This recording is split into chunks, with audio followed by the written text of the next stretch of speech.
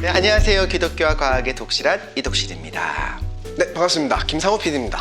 저희 독실한 대화에 또 초특급 게스트가 한 분 나와주셨습니다. 네. 저희 또 가운데 자리에 모시는 분들은 초특급 게스트란 말이에요. 그렇죠. 네. 자기소개 한번 부탁드릴게요. 네. 예, 안녕하세요.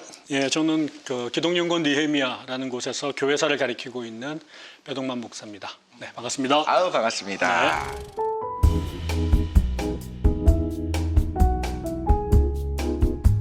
사실 저희가 오늘 하려고 하는 주제가 좀 무거울 수 있습니다. 저희가 사실 한국의 교회사에 대해서 한번 나눠보기 위해서 교수님을 모셨는데 4월이지 않습니까? 네. 시작을 뭐로 하려고 했냐면 요즘은 또 많은 분들이 알고 계셔요. 계속 미디어에서도 이슈가 됐었고 하니까 4.3 사건, 네. 제주 4.3 사건에 대해서 생각할 시간이 되었습니다. 그 4.3 사건이라는 게 저도 참 원래는 잘 몰랐었는데 최근 들어서 좀 많이 이슈가 되면서 좀 알게 된 것 같아요.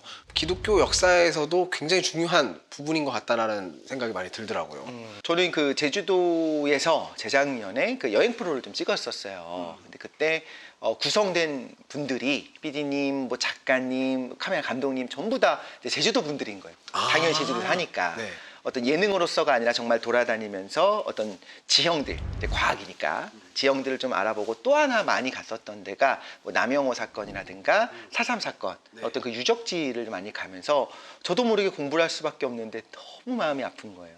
그러면서 이제 관심을 갖게 되고 저희 때는 사실 학교에서 배우지 않았어요, 그걸. 네. 그렇죠. 요즘은 배우고 있지만. 그래서 이제 공부를 하다 보니까 이 안에 한국의 비극이 이렇게 녹아 있구나 하면서 사실 요거 이제 교회랑 크게 저는 그 당시에는 연관 짓지는 않았던 것 같아요. 그리고 온라인을 보면 이거 4.3 사건에 대해서 이제 좀 정리한 영상들을 보다 보면 조금 한쪽의 입장이 대변돼 있다는 느낌도 사실 받을 때가 있었어요. 네. 사실 진보와 보수의 싸움이라기보다는 이 부분은 전쟁 직후에 이제 일장전기가 끝나고 그때 이념 대립이 하던 그 시기에 공산 진영과 뭐 자유주의 진영이라고 해야 될까요? 이렇게 그때의 어떤 아픈 역사인데 제가 간단하게 한번 네. 정리를 해보도록 하겠습니다. 네네.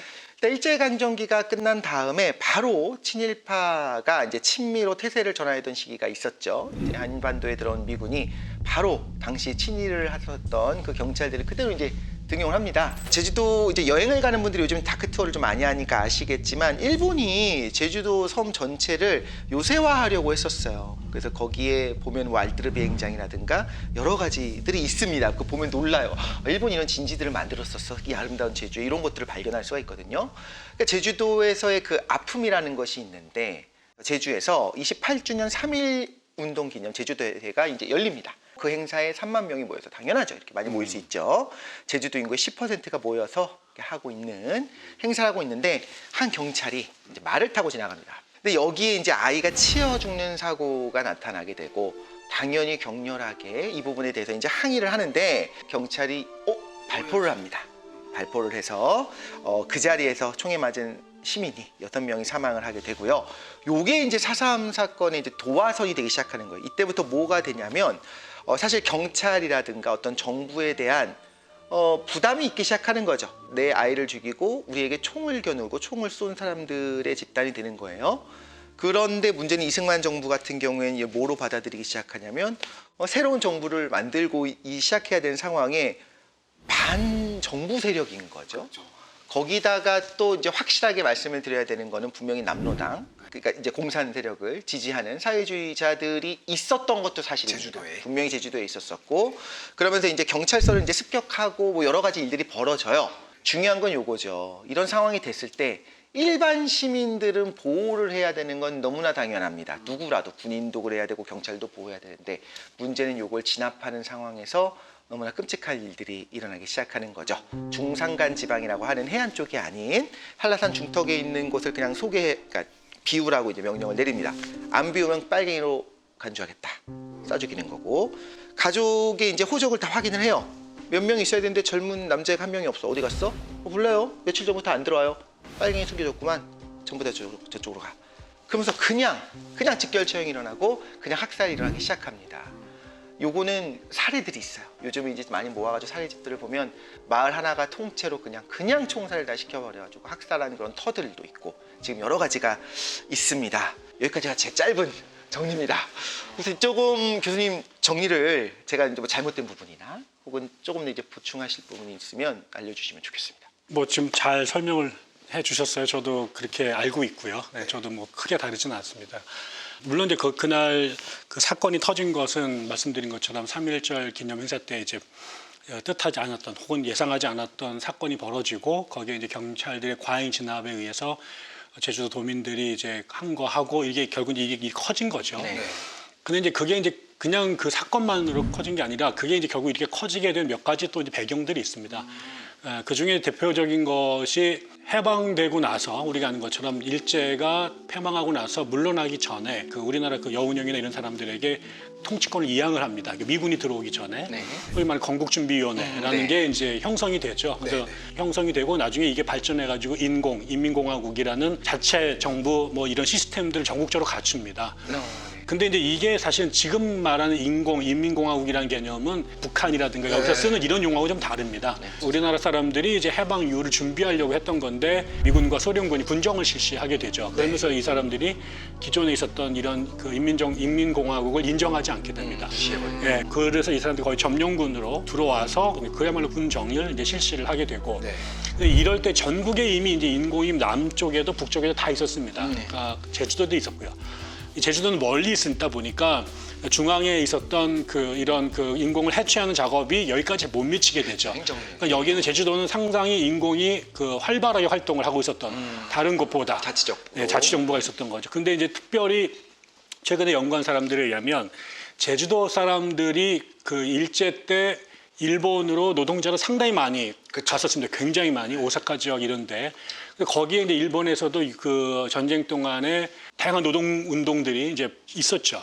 그러니까 거기도 전쟁 중이었고 공장들이 많이 필요했고 군수 공장들도 있었고 거기 이제 노동조합들도 있었고 그러니까 거기에 조선 노동자들이 가 있으면서 그런 그 학습들을 받은 거죠. 경험도. 그래서 이미 이제 그 자본주의 체제 하에서 생겨나는 문제들, 노사 간의 문제들, 거기에 노동조합의 이런 경험들이 상당히 이미 그쪽 지역에서 있었고 그분들이 대거 한국으로 돌아왔을 때 한국에 있는 다른 지역 사람들보다 이 제주도에 있는 사람들이 어떤 의미에서 의식화, 어떤 의미에서는 조금 더 사회에 대한 어떤 그런 구조적인 인식들 이런 것들이 있었다고 그래요. 그게 또 아까처럼 탐나라고 하는 분리된 공간에 있었기 때문에 이런 것이 결합이 돼서 조금 더 그 사회 문제에 대해서 또 이렇게 노동 문제에 대해서 그다음에 일제 때 억압당했던 이런 문제에 대해서 상당히 비판적인 생각들을 이제 많이 가졌다고 그래요. 제일 진보적이요. 그럼요. 그런 게 있었던 거죠. 그러다가 아까 좀 그 사건이 터졌고 또 하나 여기에 이제 이 문제가 커졌던 게 뭐냐면 48년도 5월 달에 우리가 첫 번째 국회의원 선거를 합니다. 예, 그 우리가 이제 남과 북이 일정한 기간을 거쳐서 총선거를 해서 단독 정부를 세우려고 했잖아요. 그래서 이제 미소공동위원회가 오고 그리고 소련 측 대표와 뭐 미국 측 대표 이런 사람들이 계속 회의를 했는데 결과적으로는 남쪽이 단독 정부를 수립하는 쪽으로 방향을 접죠. 이러면서 우리가 아는 것처럼 김구나 뭐 김규식 같은 사람들은 단독 정부 수립을 반대해서 북한에 가가지고 김일성과 뭐 회담도 하고 이러면서 나라가 신탁 통치를 하느냐 안 하느냐 문제하고 단독 정부를 수립하느냐 아니면 통일 정부를 수립하느냐 이거 갖고 국론이 막 나눠집니다. 예, 그럴 때 이제 당연히 남쪽에 있었던 사람들 중에 이승만을 중심으로 한 사람들은 단독 정부를 세우려고 했고 사회주의적 생각을 가졌던 남노당을 중심으로 했던 사람들은 통일 정부를 세우는 것을 선호했습니다. 물론 또 민족주의들 가운데 김구 선생님이나 이쪽 사람들은 그랬고 이런 갈등을 했는데 이 제주도 사람들은 단독 정부 수립을 반대했습니다. 약간 사보타주처럼 느꼈을 수 있겠네요. 그래서 결국 전국에서 선거를 했는데 제주도만 선거를 못 합니다. 그러니까 이런 것들이 이제 정부의 입장에서도 이쪽이 되게 진보적이다. 그다음에 지금 이승만 정부가 추진하는 이런 거에 대해서 이제 반대한다. 이런 것들이 이제 다시 갈등의 또 요인도 있었던 거죠. 그런 상황에서 이제 이렇게 3.1절 사건이 터지고 그다음에 그 강경 진압이 있었고 그다음에 그 문제 해결을 위한 요청에 대해서 정부가 보다 열린 자세로 적극적으로 대처하지 않고 오히려 그거를 이념의 문제로 밀어붙이면서 이게 이제 사실은 이제 그 기름에다가 불에다 기름을 붓는 것처럼 사태가 더 악화된 거죠. 제가 이제 사실 이런 내용들이 가장 안타까운 포인트에 딱 드러나는 게 다 있을 수 있는 일이에요. 중앙에서의 어떤 이승만 정부도 이제 견고하고 안정적인 정부가 만들어진 게 아니니까 빨리 정리를 하고 좀 이제 제대로 된 어떤 정부로서 인정을 받고 싶어하는 상황에서 반대하고 여기서만 제대로 된 선거가 치러지지도 않아. 근데 거기서 그럼 설득하고 그치. 이렇게 하자로 그 지역을 유지를 바탕으로 해서 자치를 바탕으로 해서 하는 작업을 왜 안 하고 거기서 낙인을 찍는지 그 마음을 모르겠어요. 빨갱이잖아. 쓸어버려. 이게 저는 논리적 간극이 있는 거예요. 네. 아니 여기까진 그럴 수 있어. 그리고 그게 불편하겠지. 그런데 어떻게 이렇게 확 뛸 수 있었을까? 그 시대적 상황에서 그게 다 가능했을까? 아니 뭐 미쳐 돌아가는 시대였나? 제가 사실 이 공부하면서 너무 마음이 아팠던 게 이 말은 되게 조심스러운데 일제강점기 때보다 더 심했어요. 2.4.3 때의 어떤 그 폭력적인 일들은 그랬죠. 훨씬 심했어요. 그야말로 우리가 그 식민지를 겪었던 그리고 강대국 틈에 있다라고 하는 이 두 가지 지정학적인 또 역사적인 요인 때문에 그렇죠. 열심히 독립운동을 합니다만 우리가 1919년 3.1운동이 끝나고 나가지고 독립운동의 양상들이 바뀝니다. 그러니까 국내에서는 우리가 이제 문화 통치로 넘어가면서 국내에서 독립운동하는 것이 매우 어려워지게 되니까 이제 상해로도 가고 그 이전에 서간도나 북간도로도 갔죠. 그리고 그쪽에서 임시정부를 만들어가지고 활동을 했죠. 그다음에 국내에서는 그 1919년 기점으로 해서 이 우리가 소위 말하는 일본에서도 그 유화적인 정책을 썼고 그래서 뭐 신문을 만들게 한다든가 뭐 조직을 만드는 것들을 허락한다든가 이렇게 되면서 유화 정책을 폈고 그러면서 사실은 국내에 남았던 사람들은 이게 소위 말하는 실력 양성론 뭐 이런 거를 지금 우리가 힘이 없기 때문에 힘을 키워야 된다. 그래서 이제 뭐 교육 사업이라든가 농촌 개봉 운동 이런 쪽으로 이제 방향 전환을 합니다. 그리고 적절하게 일본과 우호적 관계를 맺게 되죠. 1917년에 러시아가 이제 공산화가 되잖아요. 볼셰비크 혁명이 벌어지고 그다음에 1925년에 우리나라의 조선공산당이 만들어집니다. 그래서 그 당시 다 독립운동이 제일 중요한 운동이었으니까 그렇죠. 우리나라 안에 기독교를 중심으로 한 사람들이 숫자적으로는 뭐 5% 미만이지만 그 엘리트 계층으로 따지면은 기독교인들이 상당히 중요한 역할을 했습니다. 그렇죠. 학교들을 또 그렇죠. 많이 세웠었으니까. 그렇죠. 그러니까 특히 이제 북한 쪽에 뭐 오산이라든가 숭실, 뭐 대건, 대성 이런 학교 출신들이 굉장히 중요한 인물들이 많이 나오게 되고 서울도 마찬가지고요. 이런 분들이 그 운동을 우리나라의 지도자가 됐는데 3.1 운동이 끝나고 나서 미국이 그 우리가 아는 것처럼 윌슨 대통령이 뭐 그 민족 자결주의 이런 거 외치면서 도와주는 것 같았습니다만 사실적으로 그거는 1차 세계대전 끝나고 나가지고 서구 그 식민사회를 기존의 제국들이 서로 나누어 갖는 이런 가운데 했던 미략 같은 것들입니다. 이게 사실은 무슨 정말 식민지를 해방하기 위한 그런 개념들이 아니었죠. 이러고 나서 사실 우리나라에서 사람들이 인식을 하게 되죠. 우리가 미국이라든가 영국이라든가 이런 나라들이 사실은 제국이지. 제국의 식민지를 해방시켜줄 관심이 없다라는 걸 알게 됩니다. 그때 이제 그 소련이 공산화가 되고 나서 소련은 뭘 했냐면 전 세계의 약소 민족들을 해방하는 운동들을 지원합니다. 그때 그 당시 소련이. 그러니까 이제 그 우리나라에서도 그 상해에 있는 사람이든 아니면은 뭐 저 러시아에 있었던 사람들이든 그 레닌이 지급하는 독립운동 자금도 받았고, 그렇죠. 그다음에 거기에 있는 학교에 가서 이제 공부도 하고 이러면서 사실은 많은 사람들이 적지 않은 젊은이들이 그 공산주의 쪽으로 전향을 하는데 그 사람들 사실 계급 투쟁의 개념보다는 민족 해방을 위한 서포트를 얻기 위해서 그쪽으로 갑니다. 그래서 이동이라든가 여운형이라든가 뭐 이런 사람들이 다 그런 맥락에서 이제 공산주의자가 되죠. 그러나 이제 세월이 지나가면 이제 점점 그 진정한 의미의 공산주의자들이 우리나라 나타나기 시작을 하게 되죠. 그리고 이 사람들이 1925년을 기점으로 해서 국내에서 노동투쟁도 하고 민족 해방 운동도 같이 하는 일들을 벌이게 됩니다.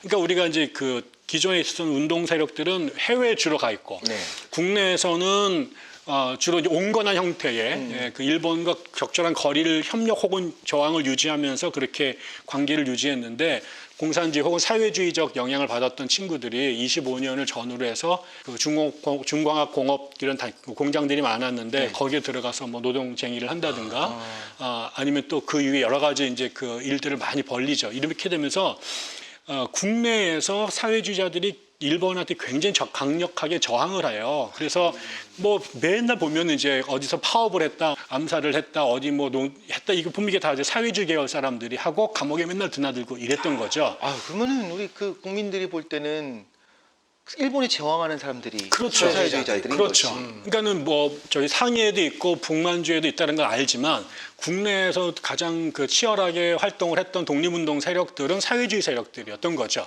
그래서 해방이 됐을 때 우리나라의 남쪽은 상당히 사회주의적 성향의 그 운동가들, 사회단체 하는 사람들이 상당히 많았습니다. 북쪽에서는 기독교인들의 세력이 강했기 때문에 상대적으로 이제 반공적 성향의 우익적 사람들이 많았고, 그러니까 남쪽에서 이렇게 그 투표를 처음에 와가지고 여론조사를 해서 대통령을 뽑는다면 누구를 뽑을까 했을 때 누가 1등한 줄 알아서요?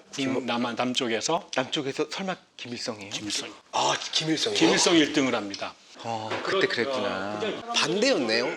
그렇죠. 그러니까 그 정도로 그 아직 우리가 반공 갖고 막 이런 개념들이 없었고, 그래, 우리나라 사람들은 지금 적이 일본이었고, 그치. 일본을 대항하는데 우익 진영이 있었고 사회주의적 진영이 있었는데 이 사람 다 우리나라 사람들이고 맞아요. 공동의 적은 일본 사람들이었어요. 맞아요. 물론 이 사람들 간에는 사상적 갈등도 있었지만 일단 광복이 제일 중요한 그렇죠. 거고.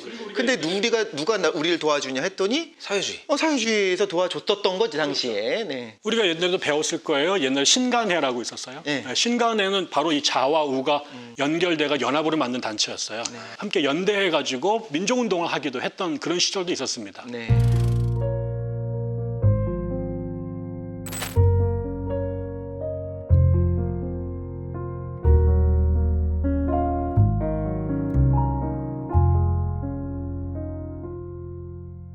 북쪽에서는 기독교인들이 강성했고 그들은 이제 공산주의자들하고 이념적으로 사실 갈등이 있을 수밖에 없고 뭐 신에 대한 문제라든가 사회 보는 문제 또 이런 것도 있었는데 북쪽에는 소련이 진주합니다. 그 남쪽에서는 사회주의자들이 상당히 왕성했고 박헌영이라고 하는 사람이 나중에 남로당도 만들고 막 이랬던데 거기는 또 우익적 성향을 갖고 있는 미군이 진주를 하게 되는 거죠. 그러니까 북한에서는 소련과 기독교인들이 싸움을 하고 나중에 신의주 학생의거가 일어나고 남쪽에서는 온통 보니까 사회주의 계열 사람들이 지배적이니까 미군들도 미군이 보고 나서 들어와서 야 이건 안 되겠다. 그렇죠. 결국은 여기서 남한에 있는 사회주의자들을 제거하는 일들이 벌어질 수밖에 없었고 갈등이 있을 수밖에 없는 그 구조에 있었네요. 그렇죠. 근데 거기서 일반 우리 시민들을 생각해봐요. 원래 그분들은 대한제국 시대 끝나고 갑자기 일제강점기였던 거예요.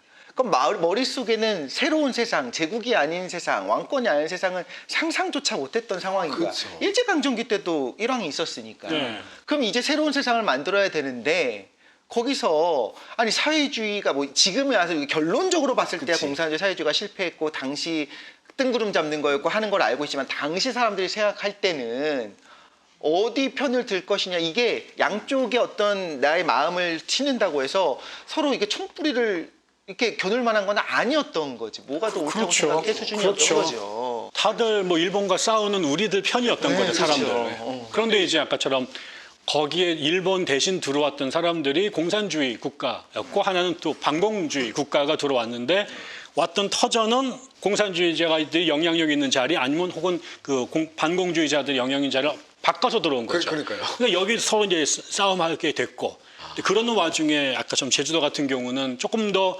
친공적 성향이 좀 더 강했던 그런 사람들이 좀 많았던 것으로 보여지고 친공적 성향이 많았던 사람들이 있었던 것도 일부가 있지만 친공과 상관없이 그냥 노동 그건 운동을 대부분이죠. 했었던 분들이 있었는데 이 중앙 그 이승만 정권 쪽에서 볼 때 정부에서 볼 때는 그냥 다 마음에 안 들어하는 사람들, 우리를 싫어하는 사람들, 우리를 인정하지 않는 사람들, 뭐 무정부주의자들로 봤을 수 있겠네요. 그렇죠. 그러니까 결국은 나중에 한국 전쟁이 끝나기 전까지는 남한 사회 곳곳에 물론 북한은 넘어간 사람도 있었지만 남한의 그 사회적 사상을 가진 사람들이 꽤 많이 있었고 네.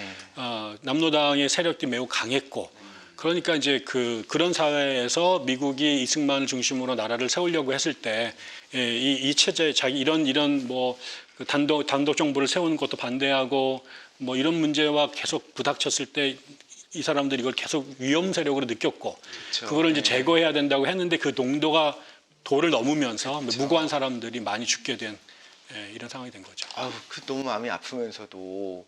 아니, 근데 이제 또 하나 또 여기서 좀 여쭤보고 싶은 거는 그러면 그런 일들이 역사적인 사건이 있었어요. 근데 우리가 왜 4.3을 몰랐냐면 철저하게 은폐했어요. 맞아. 이게 4.3이라고 하니까 또 어떤 분들은 짧게 일어났다고 생각하더라고. 몇 년에 걸쳐서 일어났는데. 그리고 제가 만난 분들이 너무 가슴 아픈 게 다 가족 중에 한두 분 정도씩은 피해자가 있는 거예요. 조부모님이. 뭐 이런 식으로. 네. 한 집 건너 한 집씩. 그래서 지금도 그 제사를 지내는 날짜가 같은 때가 많아요. 마을 단위로. 왜냐면 마을 단위로 학사를 하니까 이 마을은 며칠 가면 거기서 여기저기서 지금 제사 지내고 네. 그다음 며칠 지나면 저 마을에서 지금 그게 현재 진행이었었는데 아니 그런데 왜 이게 거의 90년대가 될 때까지 거의 언급되지도 않고 그랬었잖아요. 이 모든 것들을 제가 알면서 마음이 아픈 게 제주도민들이 마음이 아플 수밖에 없는 거예요. 철저하게 숨기고 살았던 거고 제가 정말 또 가슴 아팠던 게 한국 전쟁이 일어났을 때 그 6.25 전쟁에서 그렇게 많은 그 제주도의 젊은이들이 해병대로 가요. 죽을 거 알고서도 왜? 나 빨갱이 아니야. 이걸 보이려고. 나 빨갱이 아니야. 나 대한민국을 위해서 죽을 거야. 이게 뭐 진짜 원해서 간 분들도 있겠지만 한편으로는 그런 핍박을 받다 보니까 증명하겠다. 그 4.3 사태가 군대가 거기에 그 소요를 진압하는 과정에 경찰과 군대, 그 다음에 서북 청년단이라고 하는 우익 청년 집단들이 거기 같이 들어갑니다. 그러니까 그 당시에 사실 경찰이 힘이 제일 컸고요. 그 다음에 군대가 새로 만들어졌고, 뭐 국방경비대가 만들어지고 나중에 그게 군대가 됩니다만, 근데 이거 갖고는 인원이 모자라다고 생각이 드니까 그 당시에 매우 그 반공의 최첨단에서 활동하던 그 우익 청년들이 있습니다. 근데 그 단체가 많습니다. 근데 그 중에 가장 이제 뭐라고 그럴까요? 레디컬하게 활동했다고 할 수 있는 그룹이 이제 서북 청년단이라는 게 있었습니다. 네. 근데 이제 결국 이제 나중에 보면 이게 4.3의 가장 이제 아픈 어쩌면 가장 폭력적이고 잔인하게 진압 활동에 참여했던 사람들이 이제 서북 청년단으로 알려진 거죠. 근데 이제 그 서북 청년단이 알고 보니까 그 중에 다수가 기독교 신자였고 또 심지어는 그 서북 청년단이 만들어지는 그다음에 활동했던 중심 멤버들이 이제 영락교회와 연결이 있다. 지금 있는 그 영락교회. 그다음에 한경진 목사님 계시던 요거랑 연결이 돼 있었다라는 거죠. 그게 이제 알려지면서 이제 기독교가 결국 4.3을 그 진압하는 과정에 가장 그 험하게 사람들을 그 폭력을 휘둘렀던 것과 어쩌면 그 정반대에 있어야 될 한국 개신교회가 그런 그 폭력의 주체로 있었다라는 게 이제 알려지게 되면서 그게 이제 결과적으로는 그 제주도가 한국 개신교 선교지 가운데 가장 그 전도율이 낮은 한 10% 미만이거든요. 네. 그때 이제 많은 사람들이 암묵적으로 그 4.3 기억들 그리고 그때 무태서 온 사람들 특별히 그 중에 이제 서북 청년단 그들은 곧 기독교인 뭐 이런 식으로 이제 그 정리가 되면서 그 기독교에 대한 반감이 생긴 거죠. 그러면 이제 우리가 왜 서북 청년단이 그렇게 반공의 중심이 됐을까? 왜 거기 가서 그렇게까지 했을까? 이거를 이제 우리가 이제 알아야 되는 거죠. 예수님 시대로 하면은 거의 진럿들이잖아요. 그렇죠. 아니 예수님의 가르침대로라고 한다면 내가 대신 맞아야 되는 게 원래 사실은 기독교 정신인 거고 왜 그래야 했을까요? 처음에 기독교가 한국에 그 1884년, 85년 이게 선교사들이 들어오죠. 그리고 이제 그거 전에 이제 이 만주 지역, 그냥 평안도 의주에서 건너가면 그 중국에 있는 지역에 스코틀랜드 선교사들이 와가지고 그 조선인들에게 복음을 전하고 그러다가 이제 그 한국의 어학 선생들을 만나고 그 사람들과 더불어서 한국 성경을 처음 번역을 하죠. 그 성경을 번역한 사람들이 그 당시 이제 우리가 아는 것처럼 이게 세국 정책을 하던 시절이었기 때문에 외국 사람들이 못 들어왔었습니다. 그러니까 그 시절에 그 성경을 번역하는데 참여하면서 그 세례를 받고 기독교인이 신자됐던 사람들, 그 사람들 중에 뭐 이응찬이라든가 백홍준이나 혹은 서상윤 이런 사람들이 성경 판매원으로 국내에 들어옵니다. 성경을 갖고 들어와서 성경을 팔면서 전도를 했고, 그래서 의주하고 그다음에 황해도 그 소래 장현이라고 하는 거 그쪽에 최초의 기독교 공동체가 이미 만들어집니다.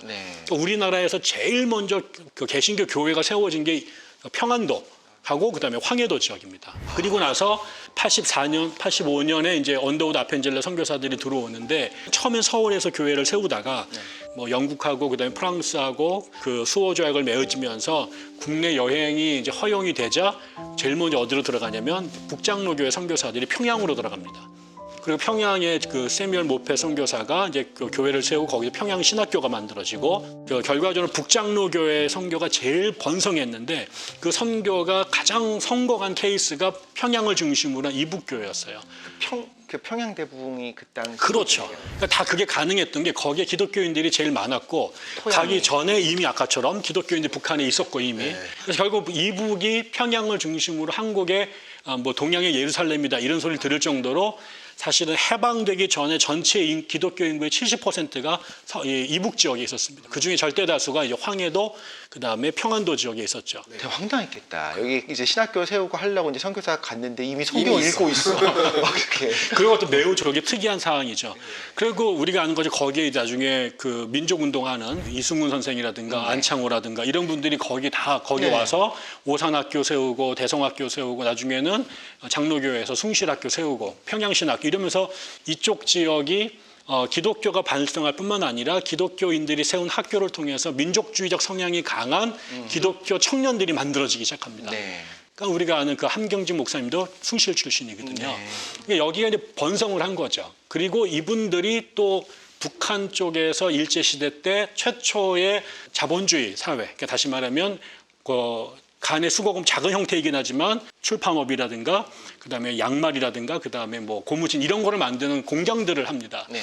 이런 거에 그 초기 기독교 목사들, 장로들이 여기에 들어가 있었습니다. 그러니까 이게 자본가이기도 하고 또 지주이기도 하고 또 배운 사람들이니까 사회 지도층이기도 하고 근데 이제 나중에 여기가 이제 그 식민지가 시대가 지나가면서 그럴 거 아니에요. 일제시대 때 배운 사람들, 일제시대 때 지주였던 사람들, 일제시대 때 공장을 운영했던 사람들이 일본과 좋은 관계를 유지할 수밖에 없었잖아요. 그렇죠. 네, 네. 예, 그런 상태에서 해방이 딱 됩니다. 해방이 되자 무슨 일이 벌어지냐면 우리나라에는 두 개의 중요한 공통된 과제가 있었어요. 하나는 뭐냐면 친일파 척결, 두 번째가 토지개혁입니다. 이게 우리가 아는 것처럼 일본이 우리나라의 그 특히 전라도 지역의 쌀을 전부 다 산미 증산 계획해가지고 가져갔잖아요. 그래서 쌀이 그렇게 많이 났는데 우리나라는 맨날 보릿고개 겪고 이랬단 말이에요. 그리고 대부분이 소작농이었는데 일본 지주들에게 싹 빼줬죠. 그게 우리가 아는 것처럼 막 동양척시 주식회사가 토지를 사면서 거의 70%가 다 일본한테 넘어갔단 말이에요. 소작료가 너무너무 비싸가지고 매우 어려웠으니까 이 문제를 해결하는 게 제일 중요한 문제였어요. 그렇죠.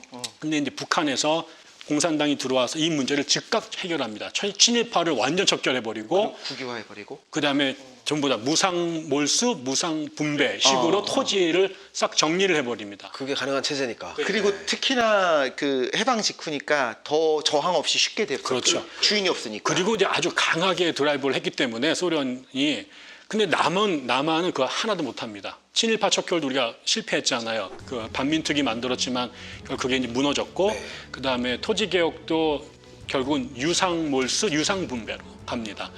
이렇게 되면서 이런 상황이 됐는데 그때 북한에 있는 사람들 아까 좀 친일파 척결 그다음에 무상몰수, 무상분배 하면서 여기에 탄압이 된 이 사람들이 공통적으로 갖고 있는 사람들. 그러니까 하나는 친일파, 한쪽에는 그 자본가 혹은 지주계급.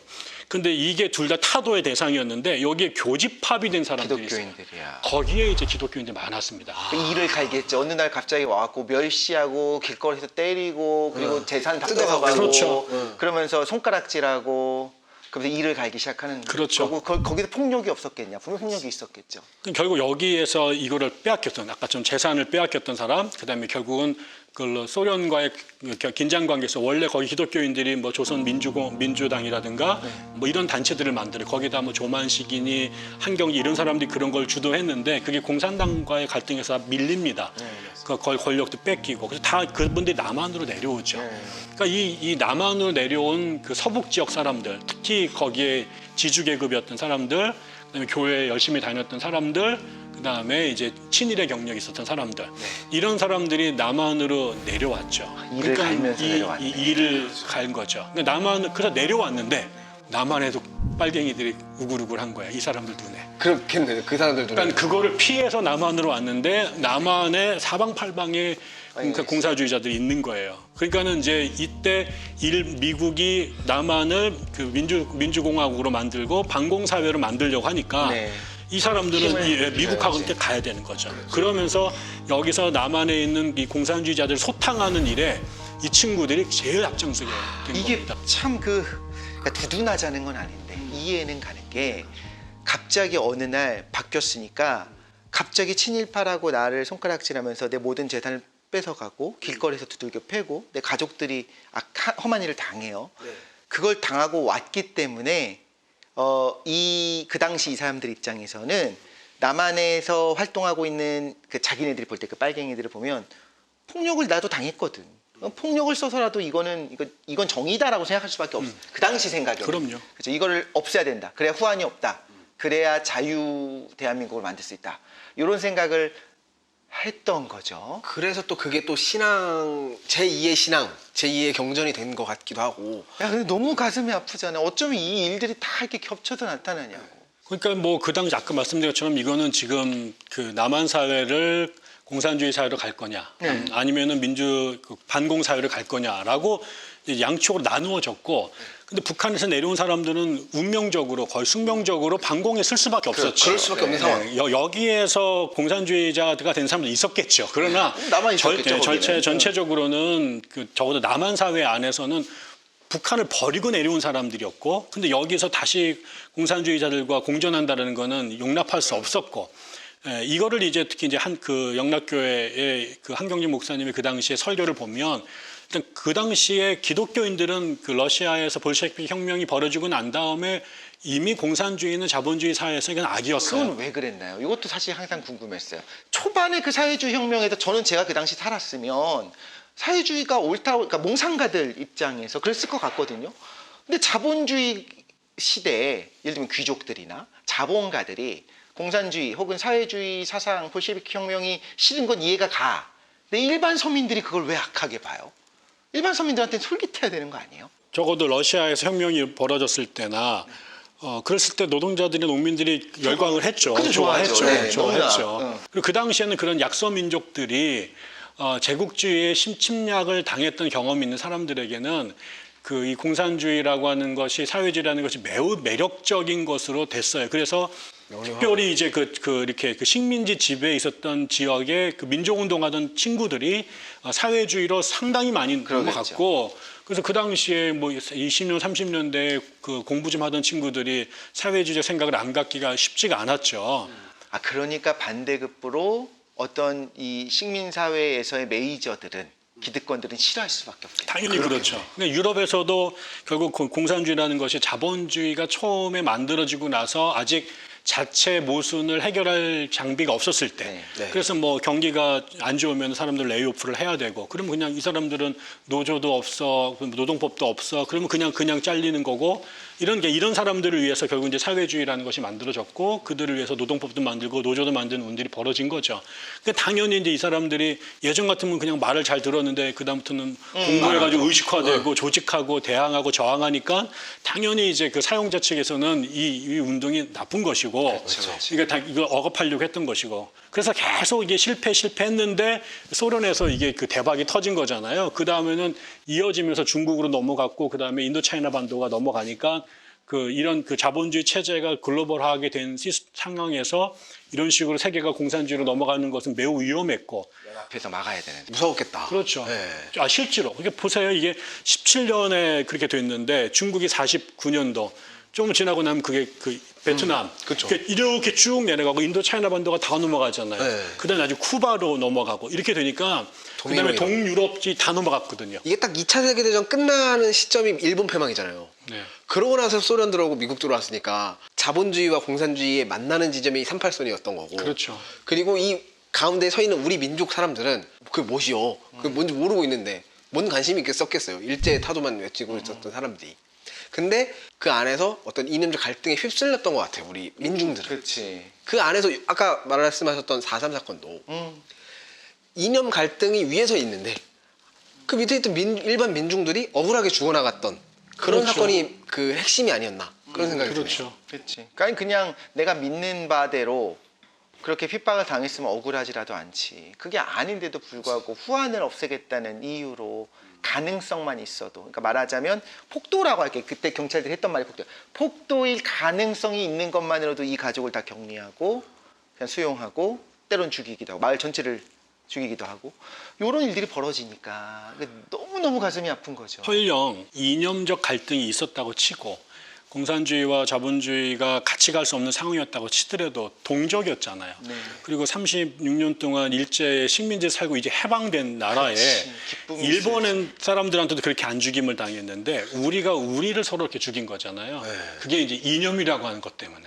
근데 그 당시는 사실은 아까처럼 마치 뭔가 귀신에 씌운 것처럼 우리가 양쪽의 이념에 의해서 옳고 그름을 판단할 능력도 없는데 반공이라고 하는 것 혹은 뭐 기독교인이라고 하는 이유만으로 서로가 사실을 죽였습니다. 그러니까는 기독교인들만 폭력을 휘두른 게 아니라 공산주의자들도 분명히 반쪽의 사람들을 아주 무자비하게 죽인 경험들이 있고.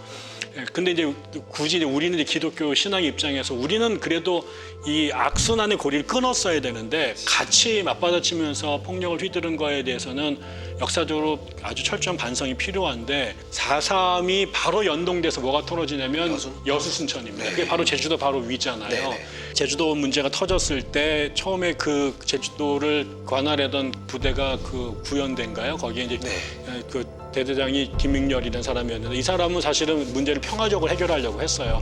근데 그게 이제 눈밖에 나가지고 쫓겨납니다. 그래서 이 사람이 여수로 갑니다.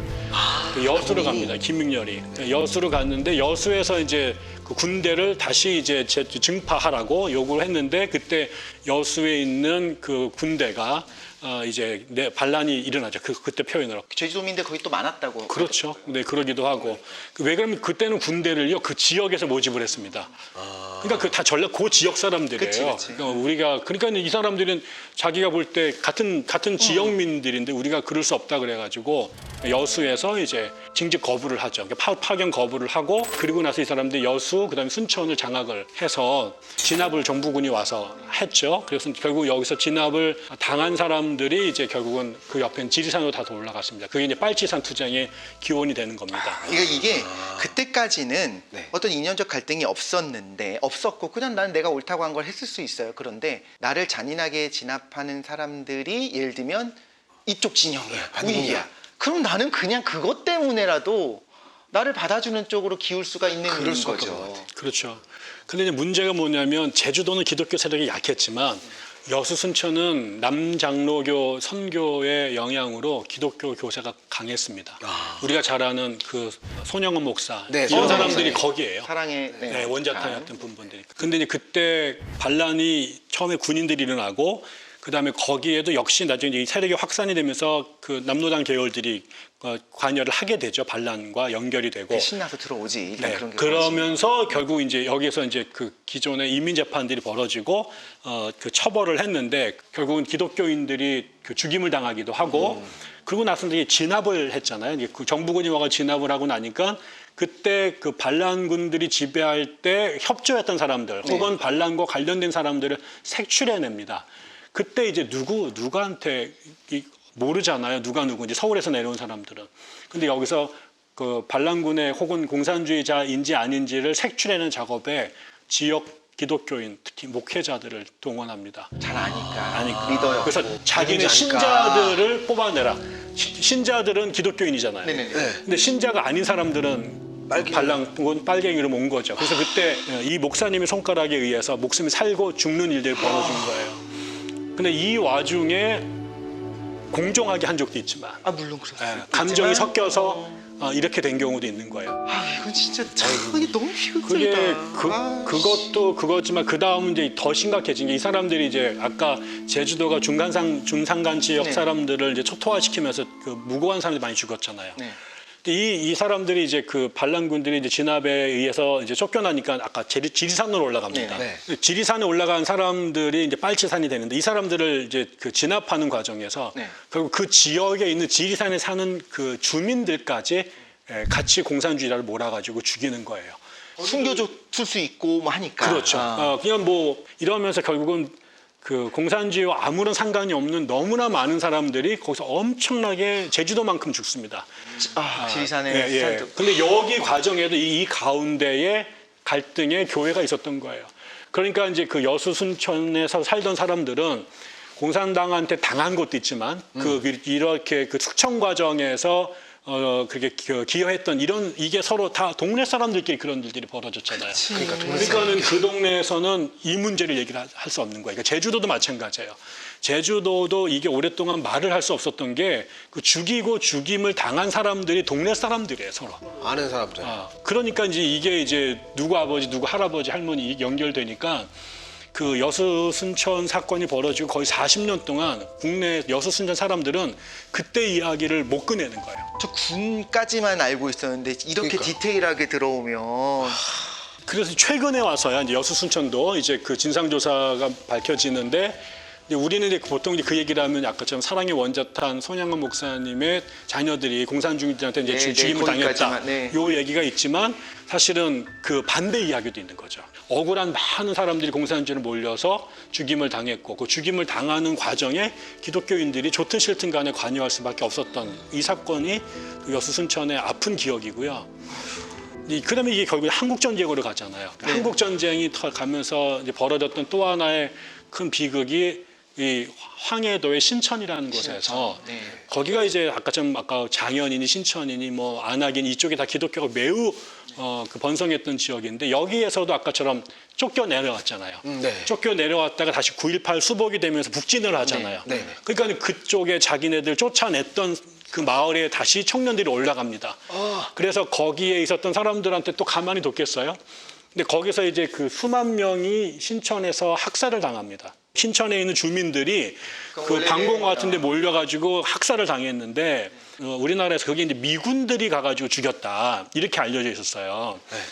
나중에 이제 알고 보니까 북한 쪽 사람들도 서로 이쪽을 죽이기도 하고 또 그다음에 아까 고향에 빼앗겼던 것을 또 원한을 갚으려고 여기 남원으로 내려왔던 청년들이 올라가서 기독교인들이요? 또, 네. 근데 거기에 기독교인들이 많이 있었던 주로. 거죠. 근데 이제 이게 나중에 이제 황석영 선생이 손님이라고 하는 소설에서 이거를 다룬 거죠.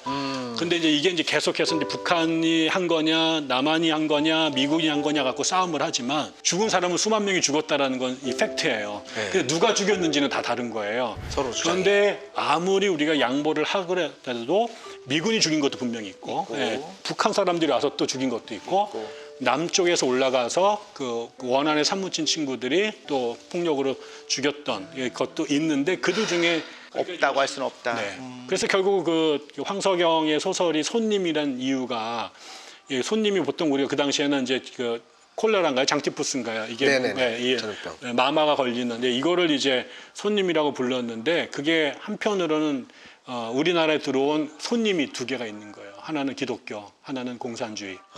이 두 가지가 우리나라를 그렇게 그 장티푸스 환자로 만든 것처럼 그랬다라는 게 중의적 의미로 그 소설의 안 좋은 제목을 걸로써. 네.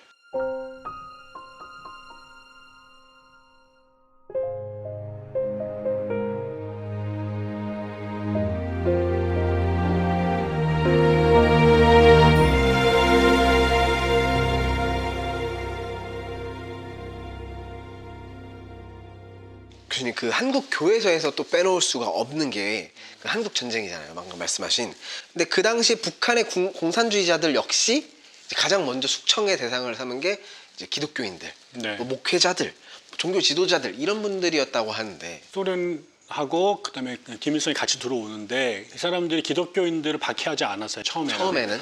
왜 그러면 북한의 기독교가 매우 영향력이 크다라는 걸 알고 있었고 이용하려고 했죠. 그렇죠. 그래서 처음에는 같이 연대하려고 합니다. 그래서 그 당시에 제일 컸던 게 조선민주당이고 거기에 가장 큰 영향력 있는 북한의 정치인이 조만식 선생이었어요. 고당 조만식 선생.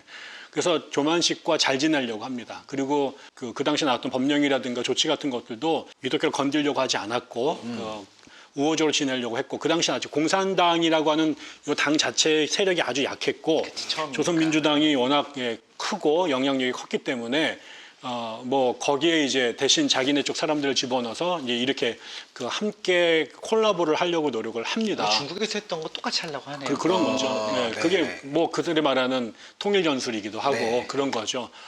그런데 이제 기본적으로는 그 공산주의가 기독교랑 같이 가기가 어렵습니다. 그러니까 우리가 아는 것처럼 막스가 말하는 민중의 아편이기도 하고 통치 이데올로기이기도 그게 그 공산주의자들의 기본적인 종교관이기 때문에 예, 이거는 뭐 척결의 대상이지 뭐 권장하거나 이럴 수는 없는 거였거든요. 그래서 사실 20세기 들어와 가지고 기독교가 박해를 받았던 유일한 지역은 사실은 사회주의가 된 혹은 공산주의가 된 국가 안에서였습니다.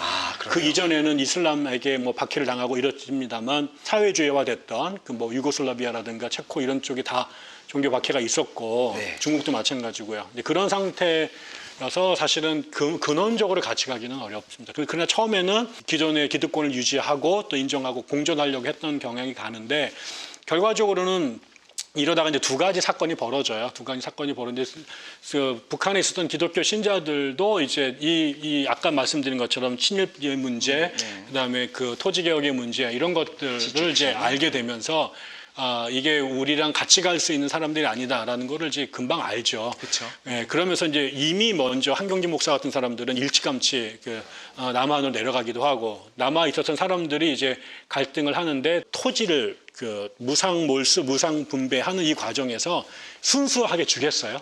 사람들이 자기가 뭐 대대로 하던 땅인데 정부가 그냥 강제 강탈해 가는데 그리고 거기도 이제 그 재산의 정도에 따라서 태도가 다릅니다. 근데 아주 많이 가진 사람들은 그냥 강제로 빼내고 막 그 귀양도 보내고 막 이렇게 되니까 그 가운데 이제 뭐 어려움 당한 사람도 있고 이런 생각들이 들죠. 그러나 이제 그게 오히려 대지주의일수록 핍박은 더 받았다. 더 받았죠. 그런데 이제 북한의 사람들은 농민들이나 평민들은 그걸 적대적으로 환영했고 그렇죠. 일제의 모순을 극복한다고 생각했으니까 예, 북한은 그게 일사천리로 그 문제가 해결이 되죠. 그러니까 결국은 그러게요. 그 당시에는 뭐 제대로 된 저항을 못 하죠.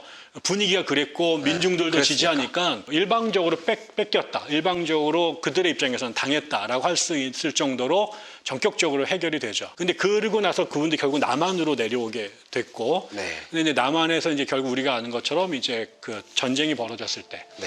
북한에서 내려온 사람들이 남한에 있는 사람들과 전쟁하는 과정에서 지주들 이런 사람들을 이제 또 이제 그 인민재판 이런 걸 통해 가지고 이제 잡았죠. 그때 이제 기독교 교인들이 또 연루가 돼서 상당히 많이 죽임을 당합니다. 특히 전라도 지역에서 뭐 병촌교회라든가 두암교회 이런 데서는 거의 우리 일제 때 제암리 학살 당하듯이 그렇게 공산당들에 의해서 교회 전체 뭐 사람들이 죽임을 당하는 일도 사실은 있어요. 그래서 우리나라의 개신교인들이 순교자가 되는 그 사건이 그 일제 때 신사참배 때문에 몇 분 돌아가시고 그 다음에는 사실은 이 6.25 때 북한 사람들에 의해서 공산당에 의해서 상당히 많은 사람들이 목숨을 잃었죠. 원한과 원한의 이 악순환이 계속되는 것 같아요. 그렇죠. 그러니까 동족인데 이념 때문에 그다음에 그 이전에 그 친일의 그 일제 시대 때 그런 부정적 경험들이 연루가 돼서 사람을 그렇게 많이 상했죠. 이런 한국의 어떤 역사적인 아픔 그리고 교회가 겪었던 아픔 또한 교회가 분명히 부정할 수 없는 잘못도 저질렀었던 이 많은 역사들을 좀 마주했을 때 왜 한국 교회는 그 이후에 사과하지 않나라는 생각도 들기도 하고 네. 혹은 어쨌든 간에 지금 우리 한국 교회 그리고 한국 교인으로서 우리가 어떤 자세 어떤 태도를 가져야 될지 좀 생각을 많이 하게 됩니다. 교수님 우리가 좀 어떤 지혜를 좀 짜낼 수 있을까요? 만약에 내가 그 당시에 그런 상황이 있으면 나는 달랐겠는가. 아무도 그거에 대해서 자유로울 수 있는 사람은 저는 없다고 생각합니다. 네네.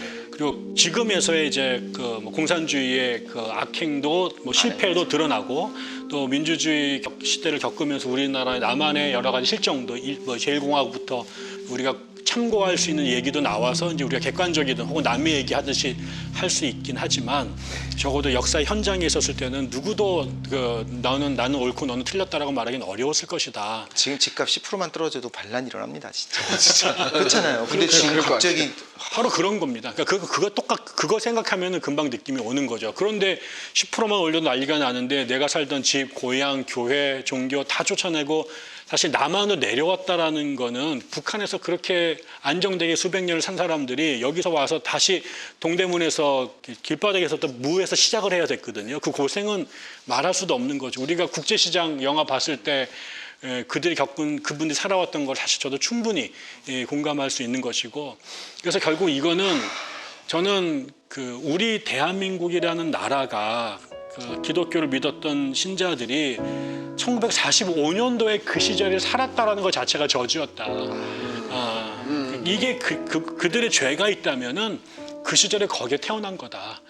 그랬기 때문에 그들은 그 당시에 이게 옳다고 생각해서 그런 확신을 갖고 동족을 죽이기도 하고 또 죽임을 당하기도 한 것이라 저는 사실은 우리가 객관적으로 스토리는 이렇게 저렇게 얘기를 할 수 있지만 제가 과연 그거를 정죄할 수 있는 나는 달랐을까라는 얘기는 할 수 없을 것이다. 네. 그래서 일단 기본적으로는 우리가 그런 시절에 한반도에서 기독교인으로 또 일제의 식민지 경험을 하고 산 것 자체가 우리에게는 저주였다라고 저는 말씀을 드리고 싶고 그러나 이제 그래서 그 이후에 뭐 독재 기간을 겪고 한국 전쟁을 겪고 뭐 이런 상황을 보냈잖아요.